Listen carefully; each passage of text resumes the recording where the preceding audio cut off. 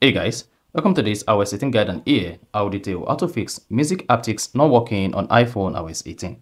So if after you turned on the music haptics on your iPhone, now you discover that it is not working each time you are playing music, then this is a quick fix for this. So if you found this often informative, please don't forget to like and subscribe.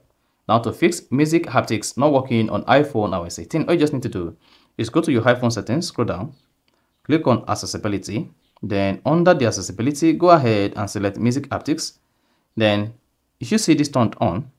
Even if you turned on music haptics on your iPhone running on iOS 18, you will still not be able to use it. Then come down to available apps.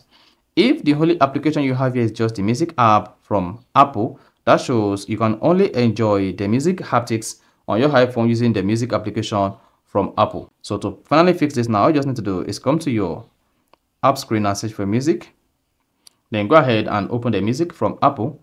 Then if you're not playing audio from this page or playing music from this page, you're going to view the haptics.